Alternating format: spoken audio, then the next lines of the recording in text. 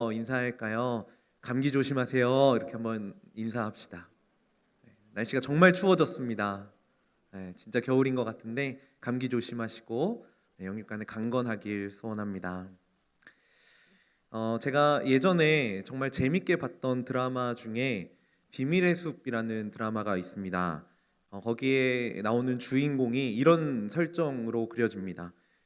어렸을 때 뇌에 문제가 생겨서 수술을 했고 그로 인해 감정을 느끼지 못하는 검사입니다.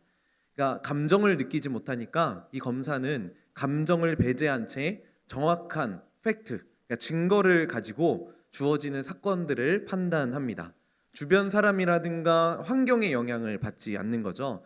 정말로 오직 정의만을 향해 나아가는 검사입니다. 실제로 인맥이나 학연이라든가 지연에 의해서 이런 검사가 기소하는 것들이 왔다 갔다 하는 이런 가슴 아픈 현실을 우리는 얼마나 많이 봐왔습니까? 이런 가슴 아픈 현실을 이 드라마라는 가상 공간에서라도 좀 정의라는 측면에서 이룰 수 있어서 참 행복했던 드라마였습니다. 그래서 그런지 이 드라마의 맨 마지막에 이 나레이션으로 한 문구가 이렇게 길게 나오는데 이 문구가 오랫동안 마음에 남았습니다. 진리를 쫓아 매진하는 것, 도리를 향해 나아가는 과정, 이는 모두 끝이 없는 과정이다. 멈추는 순간 실패가 된다. 변화를 향해 나아간다는 건 나의 발이 바늘이 되어 보이지 않는 실을 달고 쉼없이 걷는 것과 같다. 한 줌의 희망이 수백의 절망보다 낫다는 믿음 아래 멈추지 않는 마음으로. 이게 이제 드라마 맨 마지막에 독백처럼 나오는 문구입니다. 너무 멋있는 말이라서 이 문구가 나올 때 가슴이 막 뜨거워지면서 환호를 외치기도 하면서 또 한 가지 씁쓸한 것은 이런 모습, 드라마에 나오는 이런 정의를 외치는 이런 모습들이 당연한 건데 너무 비현실적인 것처럼 다가왔던 겁니다. 어떤 사람이 이 드라마를 보고 한 줄 평을 이렇게 남겼더라고요. 현실적이면서 비현실적인. 그러니까 부패한 검찰 그리고 경찰의 이런 모습들은 너무나 현실이지만 비현실적인 그런 정의를 향한 갈망이 이 드라마를 보면서 또 이 시대를 바라보면서 드는 우리의 마음이라는 겁니다. 그리고 저는 거룩을 향해 나아가는 그리스도인들의 삶의 모습도 이래야 하지 않을까라는 생각을 해보게 됩니다. 진리를 쫓아 매진하는 것, 바른 도리를 향해 나아가는 것, 그리고 이것은 끝이 없는 과정이라는 것. 그래서 멈추면 우리는 실패한다는 것. 너무 비현실적이지만 이것을 현실로 만들어가는 삶의 모습이 적어도 그리스도인이라면은, 이 세상에 살아가는 그리스도인이라면은 우리에게 너무나 필요한 삶의 자세라는 것이죠. 이 세상을 살다 보면 정말 사람의 머리로는 이해되지 않는 일들이 너무나 많이 있습니다. 최근에 한 청년과 이런 이야기를 나누고 이런 이야기를 듣게 됐습니다. 그 청년이 다니는 회사에 이제 신사옥이 완성이 되었고 그곳으로 이전을 했고 오픈하면서 이 오픈식을 하게 되었다라는 거예요. 저는 이제 시대도 많이 바뀌고 이제는 이런 문화는 많이 없겠다 싶었는데 이 오픈식, 그러니까 신사옥을 오픈하는 그 행사에서 고사를 지낸다라는 거예요. 지금도 그렇게 고사를 지내더라고요. 그래서 이 청년도 자기 팀별로, 전 직원이 나가는 거니까 팀별로 나가서 팀원이 다 같이 절을 해야 하는 상황 가운데 놓여져 있다라는 거예요. 나름 큰 회사였고 또 합리적으로 회사를 운영한다라고 하면서 어째서 이런 어리석은 일들을 할까 하는 정말 이해되지 않는 일들이었습니다. 그러니까 이런 고사를 앞두고 이런 행사들을 앞두고 이 청년이 고민이 되는 거죠. 나 혼자서 절하지 않겠다라고 하면 거기 뒤에 전 직원이 다 있는데 회장님도 있을 텐데 나 혼자 절하지 않으면 시선이 나에게 집중될 거고 왠지 이 기쁜 날, 그 신사옥을 오픈하는 이날 분위기를 망치는 것처럼 보여질까 봐 걱정했던 겁니다. 그런데 이러한 일들이 우리가 살아가는 현실 가운데 종종 발견된다라는 거죠. 그리스도인으로서의 이 가치를 드러내는 것을 어리석은 사람이라고 손가락질 받는 시대를 우리는 살고 있다라는 겁니다. 정직하게 사는 게 오히려 인정받을 수 없는 사회를 살아가고 있다라는 거죠. 외려 어리석다라고 손가락질 받습니다. 우리는 이렇게 죄인이 가득한 이 세상을 살아갑니다. 그리고 아까 독백의 그 고백을 좀 빌어서 표현을 해보자면 그 죄인들이 늘어놓은 죄악으로 가득한 세상을 살아가고 있죠. 죄인이라는 바늘을 달고 그 죄인이 걸어가면서 늘어놓은 실로 만들어진 죄악이 만연한 이 사회를 우리는 지금 살아가고 있다라는 겁니다. 그리고 부인할 수 없는 사실 한 가지는 우리 역시 그러한 사회를 이루어가는데 상당 부분 지분을 가지고 있다라는 겁니다. 그런데 정말 안타까운 건 사회뿐만이 아니라 교회도 이런 모습으로부터 예외가 아니라는 겁니다. 교회가 꿈꾸는 이상향 너무나 분명합니다. 하나님의 나라가 이 땅에 이루어지는 것, 우리 이거 바라보고 꿈꾸며 살아가는 사람들이잖아요. 그리스도인들이잖아요. 같은 것을 바라보고 함께 모여서 예배하고 함께 모여 신앙생활합니다. 그 하늘의 소망을 품고 살아가는 우리들인데 우리가 살아가는 현실이 어떻냐라는 거예요. 마치 시궁창과 같은 끔찍한 현실을 살아가고 있죠.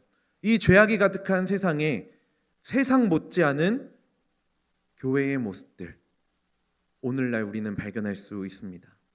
세상과 다른 모습을 찾아볼 수 없는, 세상과 구별할 수 없는 모습이 어쩌면 지금 우리가 머물고 있는 교회이지 않을까 생각해 봅니다.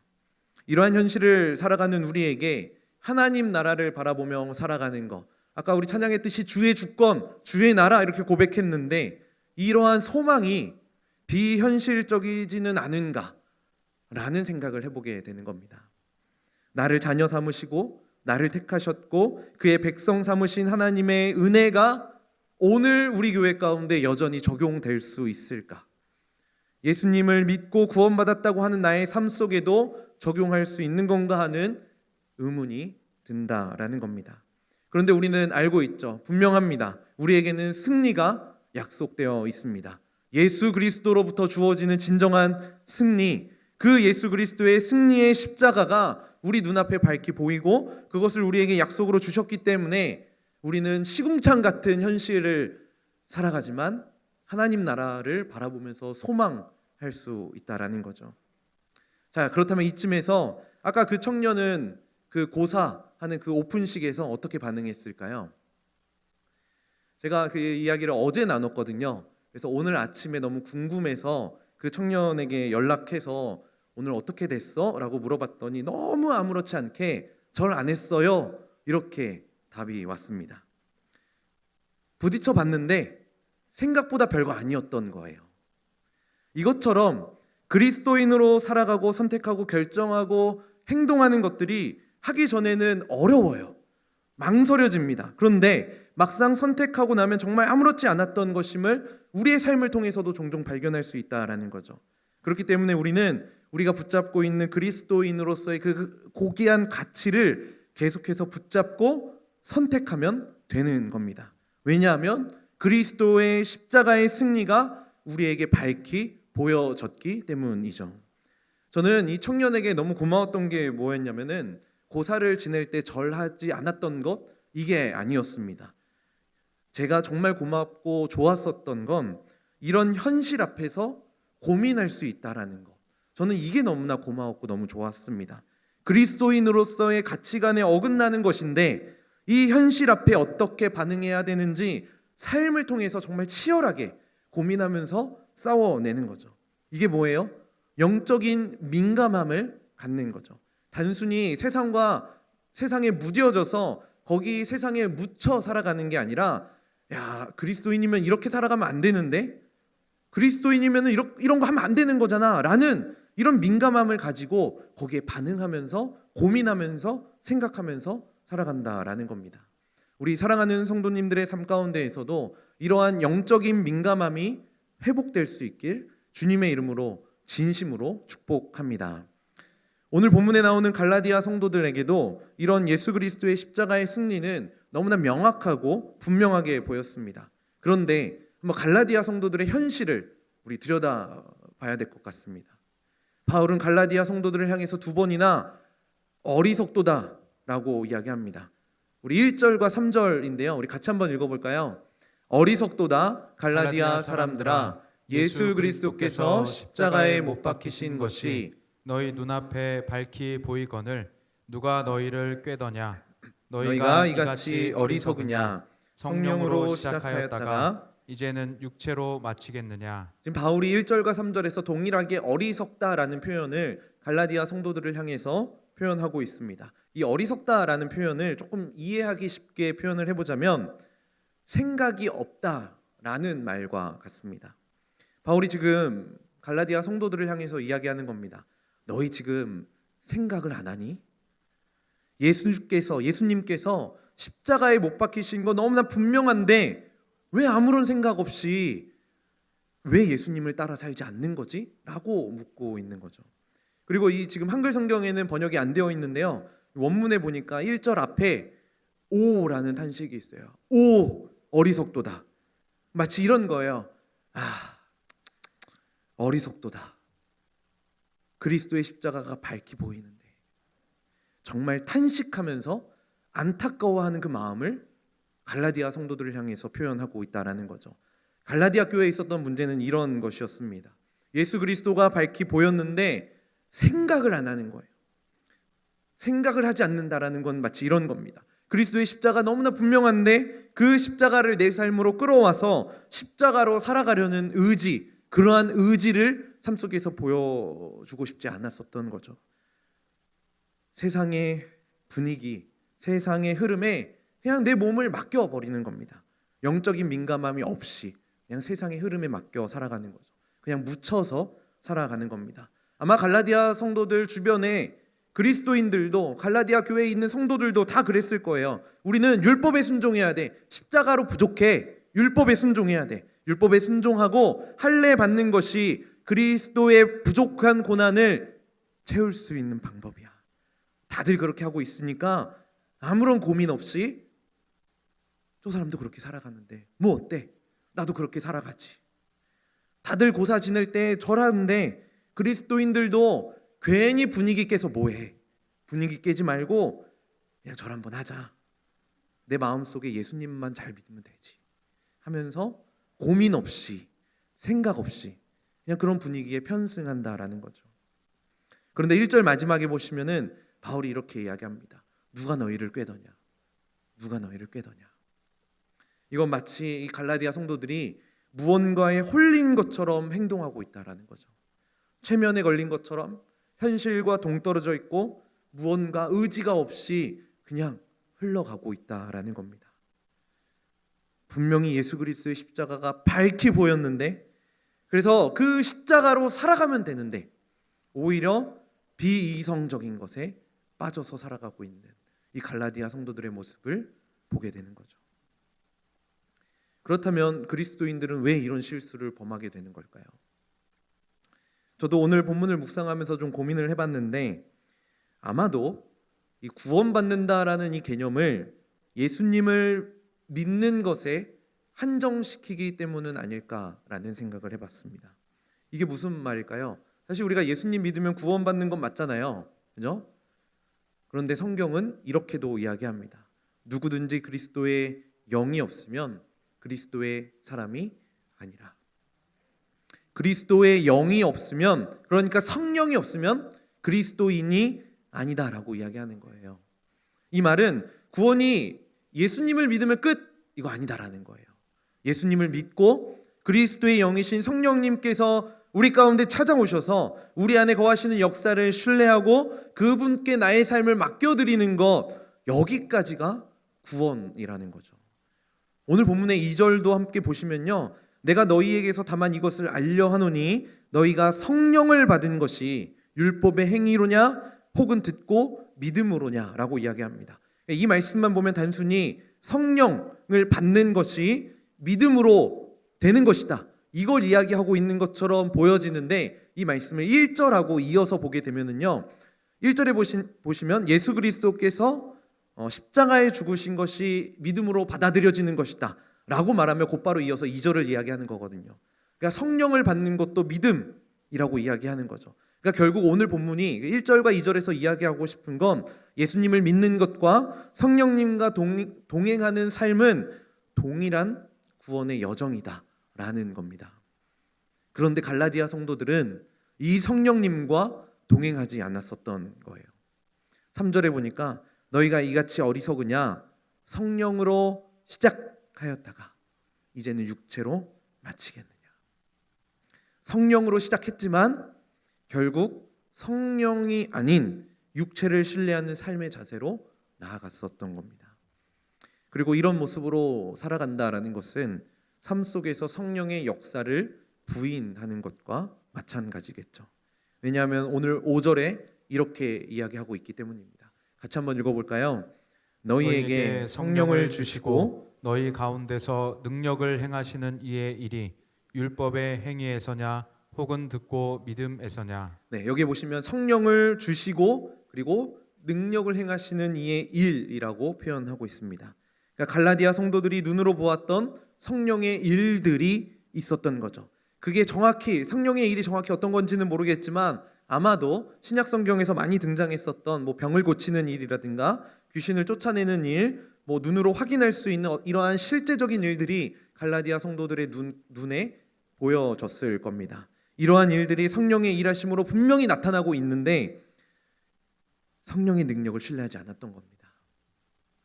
성령의 능력이 분명히 그들에게 밝히 보여져서 나타나고 있었는데 성령의 능력을, 역사를 부인하고 있었던 갈라디아 성도들의 삶의 모습이었던 거죠. 그렇다면 우리가 또 고민해 봐야 할 것은 갈라디아 성도들은 왜 성령의 역사가 아니라 이 육체를 신뢰했을까라는 겁니다. 왜 그랬을까요? 아마도 왜냐하면 육체를 신뢰하는 삶이 예측 가능한 삶이기 때문은 아닐까 생각해 보게 됩니다. 왜냐하면 육체를 신뢰하면은 내가 노력한 만큼 기쁨이 찾아오기 때문입니다. 그래서 우리는 내 눈에 보이지 않는 성령님을 의지하기보다는 내가 열심을 다한 나의 노력에 집중할 때가 많이 있죠. 예를 들어서 내가 성가대를 10년 섬겼어요. 얼마나 기쁜 일입니까? 감사한 일입니까? 그런데 10년을 섬겼기 때문에 기쁜 것과 10년을 섬기게 하신 하나님을 바라보는 것은 같으면서도 엄청난 것입니다. 나같이 부족한 사람이 10년 동안 이 성가대석에 앉아 있을 수 있는 것은 하나님의 은혜야. 갈라디아서가 신약인지 구약인지도 모르는 내가 찬양팀으로 섬길 수 있는 것은 하나님의 은혜가 아니고서는 설명할 수가 없어. 이렇게 고백한다면 우리 안에 역사하시는 성령님의 일하심을 신뢰하면서 살아가는 사람이라고 이야기할 수 있겠죠. 그런데 이렇게 생각할 수도 있을 거예요. 역시 나 아니면 안 되는구만. 내가 없으면 이 교회는 굴러가지를 않아. 누가 나처럼 10년 동안 꾸준히 섬길 수 있겠어. 역시 나의 성실함은 최고라니까. 이러면 성령으로 시작했을지라도 여전히 육체를 신뢰하고 있다라는 겁니다. 그런데 우리는 로마서에 이런 경고의 말씀도 등장한다라는 걸 기억해야 합니다. 육신의 생각은 하나님과 원수가 되나니. 육신의 생각은 하나님과 원수, 하나님이 너무나 싫어하신다라는 거죠. 사랑하는 성남제1의 성도 여러분, 그리스도인의 본질적인 표지는 얼마나 많이 성화되었느냐 이게 아니라 성화되기 위해서 무엇에 의존하고 있느냐입니다. 우리 성도님들은 거룩한 그리스도인이 되기 위해서 무엇을 의지하고 계십니까? 항상 우리의 그 출발점은 우리의 육체가 되어서는 안 되는 거예요. 하나님을 향한 믿음이 되어야 하는 거죠. 우리가 지금 이 자리에 앉아 있을 수 있는 것도 성령님께서 우리를 인도하시고 우리에게 능력을 베풀어 주시기 때문이잖아요. 그 성령님을 붙잡고 우리의 삶을 지키시고 인도하시는 하나님의 능력을 신뢰하는 그 믿음, 이게 거룩한 그리스도인이 되기 위한 출발점이라는 거죠. 저희 집에 이제 막 100일이 넘은 아이가 있습니다. 누워 있습니다. 제가 첫째 딸과 방에서 작은 탱탱볼로 공놀이를 하고 있었습니다. 첫째 딸과 가까운 거리였어요. 그리고 공도 탱탱볼이니까 가볍잖아요. 주고받는 이 놀이를 하고 있었는데 딸이고 가까운 거리고 탱탱볼인데 남자들은 이럴 때 항상 승부욕이 생깁니다. 내 딸을 이겨야겠다. 이거를 못 받게 해야겠다. 그래서 제가 좀 세게 던졌어요. 아빠는 이 정도 힘이 있어라는 걸 보여주기 위해서. 그런데 그 공을 애기가 못 받은 거죠. 못 받고 이 가슴을 맞고 떨어졌는데 그 누워 있는 아기의 머리를 맞은 거예요. 약하게 맞았거든요. 그리고 탱탱볼이니까. 근데 너무 어린 아기잖아요. 제가 그 순간에 어떻게 했냐면요. 그 첫째의 이름을 불러가면서 라이라, 아빠가 뭐라고 그랬어? 똑바로 받았어야지. 왜 똑바로 못 받고? 그러니까 아기가 맞았잖아. 네, 아빠가 이렇게 못됐더라고요. 그런데 제가 그렇게 이야기하는 순간적으로 좀 걱정이 되기 시작하는 거예요. 머리에 맞았잖아요. 이 아이의 두개골이 아직 완성이 안 돼서 뇌가 흔들릴 텐데 이 공에 맞아가지고 뇌에 손상이 가면 어떡하지? 이런 생각이 확 들어온 거예요. 제가 그 이후로 아이의 작은 반응에 굉장히 예민해졌습니다. 침을 흘리면 아이가 100일도 안 됐으니까 이게 침을 흘리는 거 당연하잖아요. 왜 침을 흘리지? 머리에 공 맞아서 이 입과 연결된 신경에 문제가 생긴 거 아닌가? 그리고 울기 시작하면은 왜 울지? 머리에 공 맞아서 혹시 뇌진탕 온 거 아닌가? 뭐 이런 생각을 이제 했던 거죠. 그래서 제가 한 3일 정도는 이 공을 맞췄다라는 이야기를 아내한테 하지도 못하고 혼자서 엄청 긴장했던, 아직 건강하더라고요. 제가 이런 일들을 겪으면서 제가 생각했던 건 뭐냐면 우리가 살아갈 수 있는 것, 우리가 생명을 유지할 수 있는 건 하나님의 은혜라는 겁니다. 정말 이 생과 사는 한 끗 차이더라고요. 한 끗 차이인 것 같아요. 사실 우리가 살아가는 우리의 주변에도 위험은 늘 도사리고 있잖아요. 우리가 알지 못하는 미래에 횡단보도를 건너다가 사고가 날 수도 있는 거고, 계단을 내려가다가 넘어질 수도 있는 거고, 나도 눈치채지 못하도록 우리의 몸 안에 암세포가 자라나서 나를 공격하고 있을 수도 있는 거고, 우리는 항상 이러한 불확실성과 불안함을 가지고 살아가는 존재들이라는 거죠. 그런데 문제는 우리는 이 육체를 신뢰한다라는 거예요. 왜? 내 육체 신뢰하는 게 그래도 예측 가능하거든요. 예측하기에 편하거든요. 그런데 성도 여러분, 다시 한 번 더 생각해 보세요. 이거는요, 예측 가능한 게 아니에요. 우리의 육체 신뢰할 수 있는 게 아닙니다. 그냥 내 마음을 조금 편하게 하려는 나의 합리화에 불과한 거죠. 내 육체 신뢰에서 나중에 얻게 되는 결과는 절망밖에 없다라는 겁니다. 왜냐하면 내 육체를 가지고 내가 할 수 있는 것은 아무것도 없기 때문이죠. 사랑하는 가족을 떠나보내는 거 우리 어떻게 할 수 없잖아요. 내가 노력한다고 돌이킬 수 있는 일이 아닌 겁니다. 내가 다치는 것도 마찬가지고, 내가 사고 나는 것도 마찬가지고, 병에 걸리는 것도 마찬가지고, 내 육체를 신뢰한다라고 해서 그것들을 극복할 수 있는 게 아니라는 거예요. 그런데 우리는 지금의 내 마음을 조금이라도 편하게 하기 위해서 내 육체를 신뢰합니다. 그게 예측이 가능한 것이다라고 합리화하면서 그냥 그 안에 머물러 있는 거죠. 사랑하는 성도 여러분, 진짜 예측하고 싶으시다면은 성령님이 필요합니다. 왜냐하면 내 마음을 편하게 하기 위해선 그냥 합리화하면 편해요. 그런데 우리의 인생의 궁극적인 해결책을 찾기 위해선 하나님의 나라라는 소망이 우리에게 필요하기 때문입니다. 결국 이 성령님만이 우리의 인생의 진정한 해결책을 가져다 주실 수 있는 분이시기 때문에 우리는 그 성령님을 의지해야 하는 것이죠. 다시 생각해보면 우리 인생의 궁극적인 해결책에 찾아오면 우리 일상에 찾아오는 크고 작은 어려움들은 전부 해결이 됩니다.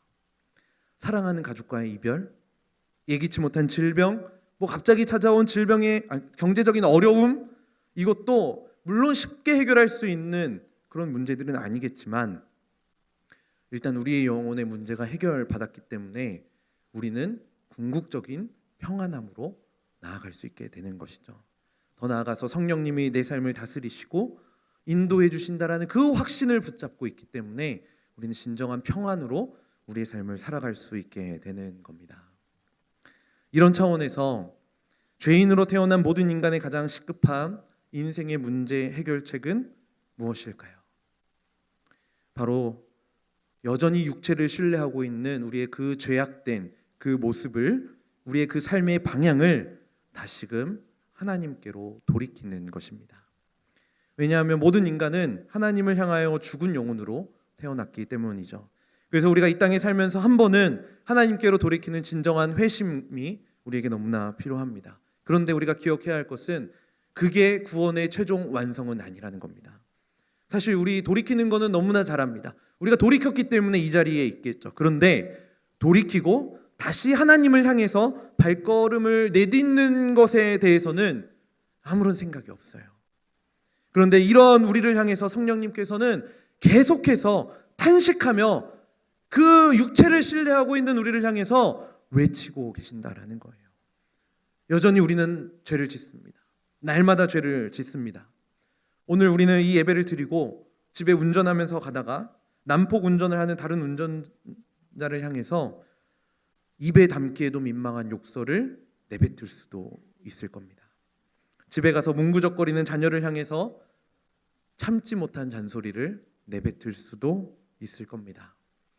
이 수요 예배 나오면서 집에 있는 누군가에게 밥을 차려주고 나왔는데 돌아가 보니 설거지는커녕 싱크대에 담아두지도 않고 먹은 자리 그대로 둔 집에 있는 그분을 향해서 분노의 감정이 막 올라와서 그 분노를 내뱉을 수도 있겠죠.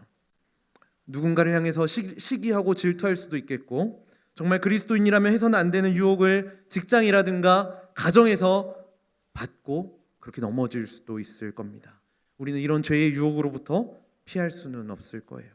그런데 날마다 성령님과 동행하는 사람들의 마음 가운데에는 이런 죄를 행하면서 그런 죄를 바라보면서 그리고 또 그 죄에 넘어지고 있는 우리의 모습을 보면서 이런 단어가 불쑥 떠오를 겁니다. 죄책감. 이 죄책감이라는 단어가 우리 안에 떠오를 겁니다. 저는 예수 그리스도의 십자가에 우리의 죄가 다 못 박혔기 때문에, 다 용서받았기 때문에 우리는 더 이상 죄책감을 느끼지 않아도 된다라고 생각합니다. 확신합니다. 그런데 이 죄책감이 우리의 양심을 향해 소리치는 소리에는 우리가 외면해서는 안 되는 겁니다. 그 죄책감이 우리를 향해서 어떻게 소리칠까요? 야, 너 그리스도인이잖아. 너 예수님 믿는다며. 이거 하나님 싫어하는 모습이잖아. 너 이거 죄라는 거 알잖아. 너 거룩하게 살아야 되잖아. 너 교회 다니면서, 너 하나님 앞에 예배하면서 어떻게 그런 행동을 하고 어떻게 그런 마음을, 그런 언어를 내뱉을 수가 있는 거야. 죄책감이 우리를 향해서 이렇게 이야기할 거라는 거예요. 성령님과 동행하지 않는다면 우리는 이 죄책감이 외치는 소리에 귀 기울이지 않을 겁니다. 아니, 이 소리 자체를 듣지 못하겠죠. 그런데 성령님과 동행하는 자라면 성령님께서 탄식하면서 우리를 향해서 외치시고 계시는 이 음성을 우리는 날마다 듣게 될 거다라는 겁니다. 저는 그때가 하나님이 우리에게 허락하신 회개의 때라고 생각합니다. 그리고 그때 우리 예수 그리스도 믿잖아요. 예수 그리스도의 능력을 신뢰하잖아요. 그래서 우리 좀 이렇게 하나님 앞에 선포했으면 좋겠어요. 나사렛 예수 그리스도의 이름으로 명하노니 죄덩어리야 내 삶 가운데서 떠나갈지어다. 우리의 삶 가운데에서, 나의 가정과 내 직장 가운데에서 떠나갈지어다. 사라질지어다. 이것이 주일의 한 예배의 그 한 토막에서만 들려지는 그 성령님의 탄식의 소리가 아니라 우리의 삶 가운데에서, 우리의 삶의 전 영역에서 외치시는 성령님의 탄식이 되어야 한다라는 겁니다. 우리가 이 안에서 자유할 수 있는 겁니다. 그리고 이 안에서 하나님과의 풍성한 교제가 회복될 수 있는 겁니다. 그리고 이것이 바로 진정한 복음을 누릴 수 있는 유일한 길입니다. 마지막으로 아까 그 드라마 비밀의 숲에 나왔던 이 멘트를 다시 한 번만 더 기억했으면 좋겠습니다. 진리를 쫓아 매진하는 것. 성령님과 동행하는 우리의 삶을 떠올리면서 한번 들어보시면 좋을 것 같아요. 도리를 향해 나아가는 과정. 이는 모두 끝이 없는 과정이다. 멈추는 순간 실패가 된다. 변화를 향해 나아간다는 건 나의 발이 바늘이 되어 보이지 않는 실을 달고 쉼없이 걷는 것과 같다. 한 줌의 희망이 수백의 절망보다 낫다는 믿음 아래 멈추지 않는 마음으로.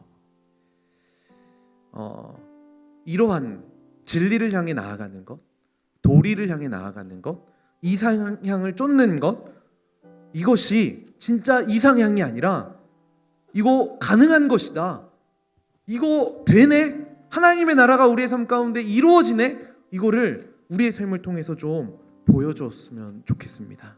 진리를 쫓아 매진한다라는 것은 단지 모든 사람들의 꿈이 아니라 그냥 허공에 떠돌아다니는 유토피아가 아니라 오늘 성령님과 동행하는 우리의 삶을 통해 우리는 보여줄 수 있다라는 거죠. 이 드라마에서 이야기했던 것처럼 멈추는 순간 실패가 된다면 끝까지 멈추지 않는 거예요. 멈추면 실패라면서요. 그러니까 멈추지 않는 거죠. 성령님 손 붙잡고 성령님과 동행하면서 나아가는 겁니다. 수백의 죄를 짓는 것보다 지금 단 한 번 성령님이 외치시는 그 소리에 귀 기울이는 것, 이게 하나님이 원하시는 것이라면은 우리 다시 한 번 더 그 소리에 반응하는 거죠. 다시 한 번 더 일어나서 걸어가는 겁니다. 오늘 돌이키고, 넘어졌을 때 또 들이키고, 또 실패했을 때 예수 그리스도의 십자가를 바라보면서 우리의 삶을 다시 한 번 더 그 앞에 내어드리는 겁니다. 우리를 위해 십자가에 달려 돌아가신 우리 주 예수 그리스도, 그분이 우리의 삶에 밝히 보이기 때문에 우리는 그 삶 살아갈 수 있는 겁니다. 그리고 우리의 삶이 바늘이 되는 겁니다. 그래서 하나님의 공의, 하나님의 사랑, 이거를 실로 매다는 거예요. 그리고 우리의 삶을 걸어가는 겁니다. 쉼 없이 걸어가는 거죠. 넘어져도 또 걸어가고, 넘어져도 또 걸어가고. 그러면 그 실이 우리의 삶이 걸어가는 그 방향을 따라서 놓여지겠죠. 그리고 어느 순간 내가 걸어가는 그 삶의 여정을 통해서 그 그리스도께서 우리 삶을 통해 펼쳐 놓으신 그 실을 통해 아름다운 옷을 만들어 가시게 되는 겁니다. 그래서 다시 한 번 더 부탁드립니다. 우리의 심령을 향해 외치는 이 성령님의 목소리 외면하지 않으시길 축복합니다. 그리고 그 성령님의 목소리에 귀 기울여서 우리 이 시간 좀 다시 복음 앞으로 돌아가길 소원합니다. 오직 복음으로 살아가겠습니다. 그 복음이 나의 삶이 되는데 내 삶을 내어드리겠습니다. 우리 이 삶을 좀 하나님 앞에 고백했으면 좋겠어요. 우리 이 삶 살아갈 수 있습니다. 우리 해낼 수 있습니다. 왜냐하면 우리 가운데 성령님이 계시기 때문이죠. 우리 시간 성령님을 좀 의지하시면서 비현실적인 그 하나님의 나라가 우리 삶 가운데 이루어지는 것 현실로 좀 만들고 싶습니다. 우리 이러한 믿음의 고백, 우리 찬양으로, 또 우리 삶의 고백으로 하나님 앞에 함께 올려드리겠습니다.